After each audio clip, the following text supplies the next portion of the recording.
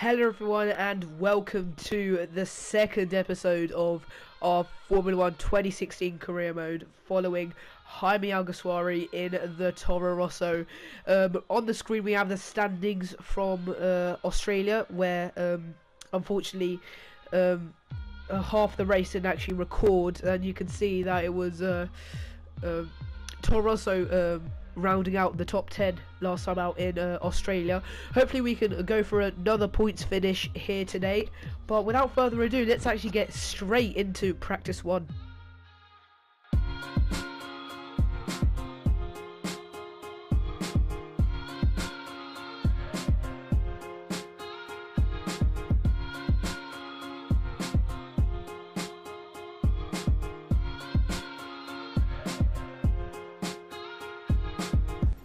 As usual, our first port of call in practice one was the track acclimatization program, which as usual we actually passed with flying colours, although this time we had to do it on lap 3 because there was this one corner that kept catching me out, and we came 18th in the end in practice one, just above a Renault, both Manners and a Sauber. So a bit of a shaky start to the weekend, to be honest. In FP2 we once again did the tyre management program, which we passed with relative ease, although on a few laps it was very close to getting into that red zone at times. And right behind us is Max Verstappen as we slow down for our lap a little bit. Max Verstappen goes to overtake us. Remember, this is just a practice session, so you know, like, we're not racing for anything here. But Max Verstappen does a mini switchback for on us, and we go defensive on him, and then out of turn 2 Max Verstappen gets a brilliant run. We push him off to the inside into turn number 3, and then the Dutchman just pulls out of it, and I think he was actually on a practice program lap, so he definitely won't be happy with that. That's what he is.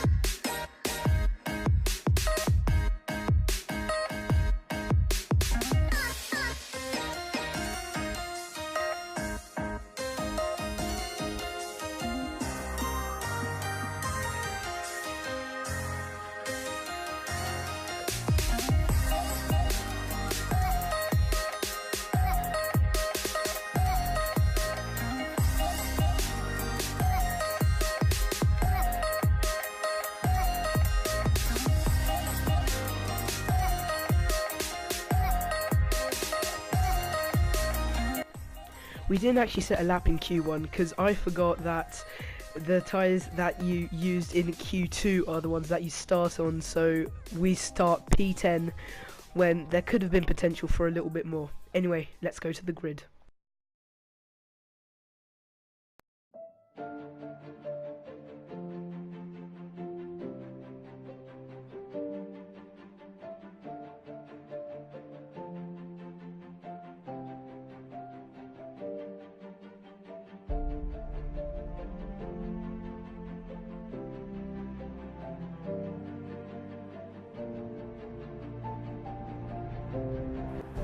Okay, you've qualified higher than we expected, so let's try to build on this position throughout the race. So here we go, lining up in P10, our best qualifying to date. Well, to date of this season. Hopefully we can better that sometime soon. But as we go to 5 lights, it is lights out and away we go for the Bahrain Grand Prix. We get a pretty good start on Jenson Button's McLaren, but on our right side, Sergio Perez gets off to an absolute flyer, but we go down his inside, although we have to hit Jenson Button, or Fernando Alonso, sorry, slightly to make room for the charging Mexican. Although we get a pretty good run on the Ferrari of Sebastian Vettel, we cut across him very aggressively. Then we go up the inside of Daniel Ricciardo and Lewis Hamilton at turn number 3, which promotes us into P3, our best position so far. Hopefully again we can beat that, but on lap 2 now, we have to defend from an attack from Lewis Hamilton, and we force him to take the outside line, which obviously makes defending much easier for us. But going on to lap 3 now, Lewis Hamilton yet again with a very good run on us. Of course, that Mercedes engine is no slouch. He's slightly more confident on the brakes than us, but we muscle him out of room, and that promotes Daniel Ricciardo into P4. So the Red Bull bosses must definitely be happy about that. But on to the end of lap 3, going on to lap 4 now. Daniel Ricciardo and Lewis Hamilton going side by side right behind us. Lewis Hamilton with a great run, so we have to make a late decision to switch to the inside. We make a little bit of contact with Lewis Hamilton, trying to force him out wide, although this time Hamilton does not drop back behind Ricciardo and stays in P4. On the end of lap 4, going on to lap 5, we come into the pits, and Daniel Ricciardo actually follows us in right there, right behind us.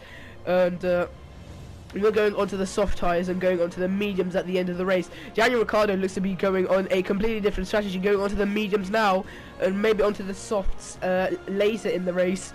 And our pit crew actually make a pretty scrappy pit stop, which allows Daniel Ricciardo to jump us in the pit. So we are now P19 and P20 respectively, and Daniel Ricciardo mounting that curb at the first corner, which gives us a pretty good run through turn number 2, although that Tag Heuer engine pretty good in a straight line. But we are much more confident on the brakes into turn number 3, and we snatch P19 from him, and we are going to try and fire away through the field.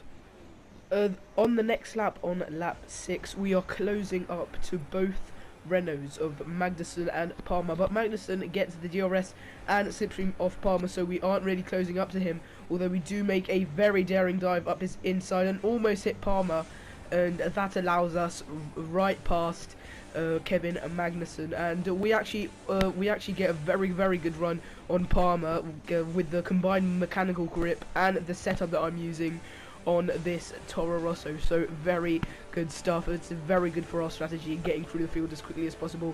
And on lap 7 now, we are trying to get past Rio Haryanto, and we just about get past him with the DRS. Without the DRS, it was actually pulling right past us. So that man a very fast and straight line, and that's Vettel actually rejoining crucially behind us. But in the S section, we actually make a move on Felipe Nasr, and unfortunately we spin him out. That was way too aggressive from us, very sorry. But later on in the lap, we're making a move on Esteban Gutierrez, and we make it right around the outside. That is definitely a nomination for overtake of the season already. That was very good. But ahead of us on lap 8 is Lewis Hamilton, and unfortunately, because of the clean air he had, he managed to set some very good lap times. He actually went purple once, and that allowed him to actually jump us. So we are in a net P4 at the moment. Well, we jump we jump a few laps forward onto lap 13, and we're coming under pressure from Sebastian Vettel. I originally decided just to let him pass and not to fight it, but because he was going so slow at apex, we had to defend from him. So we forced him right off to the inside to give him as awkward a line as possible through this S section, and it does work out. We regain P4. And on the very next lap, on the same lap, sorry, we pit in for another set of softs, I do believe, and we are going to be taking these as close to the end as possible, and then taking a set of super softs to the end. But on lap 16, we are catching Pascal Wehrlein in the same place as we were catching Felipe Nasr. Hopefully, we won't do the same thing. We have learnt from our mistakes. We take a very wide line through there to get the shallowest line as possible through the second part of that. We make a move around the outside, and that's in yet another nomination for overtake of the season. That was very, very nice, and when I actually pulled that move off, I was very, very excited. But on lap 17, we actually get yellow flags, and we learn that Daniel Ricciardo is out of the Grand Prix with a mechanical failure, and that brings out the safety car. So we obviously pit in, and we get put onto the super softs. Oh, I was actually hoping for us to go onto the mediums, and I was actually really annoyed when the engineers put us on, not engineers, when the pit crew put us on to super softs. But nevertheless, here on lap 20, we will definitely not take these super softs 9 laps, so we're gonna have to pit one more time, unfortunately. But the safety car is coming in, and we actually get the perfect jump on Jenson Button, but it is an illegal overtake as Sergio Perez is out of the race. So yet another Mercedes engine failing, and in Australia Nico Hulkenberg's engine actually failed. So it looks like Force India actually have very bad reliability this season, so that's definitely going to be something that they're going to have to work on. But what do I care? I'm not in their team. But on at lap 21, we are making a very good move, an exact replica of what we did on Pascal Wehrlein to Valtteri Bottas. So that is a very good move yet again, and yet another nomination for overtake of the season, I do believe. But we come in one last time for another set of super softs, and unfortunately they do put us on to a set of scrub tires. So yeah, these tires slightly they have a little bit of tire wear, but nothing to worry, it's not that much. And Grosjean actually pits on lap 25, and we set fastest lap of the race whilst we are trying to save our tires. But Valtteri Bottas and Felipe Massa are going side by side, and we take full advantage of that, squeezing off Valtteri Bottas and taking P7, I do believe that was. But right on the next lap, Fernando Alonso is absolutely flying past us. Do not know where he got that pace from. We actually make contact with him. Very lucky not to spin with the reduced downforce we have with our DRS. And Hulkenberg makes it round the outside of Fernando Alonso, but he does spin him, unfortunately for the Spaniard. But we force Hulkenberg right to the inside as he tries to take P7 from us, and we unfortunately spin it. I did not do that on purpose. Now I'm pretty sure that is just karma. But on the very next lap, which is actually the final lap, we learn that Lewis Hamilton has won the race to make that 2 race wins from 2 races for the Brit in the Mercedes. Unfortunately, we could not get that Australian Grand Prix win on camera because just half the race didn't record. I'm really sorry about that. That still kind of annoys me. But on the final lap, Nico Hulkenberg is actually looking to overtake us at the final corner. This is Brazil 2008 stuff going on here for the over the battle for 7th place. We defend from him very well, but coming up to the line, it actually spins us, and we are very lucky to finish 8th. Tell you what, if we retired from that, I would have been very angry.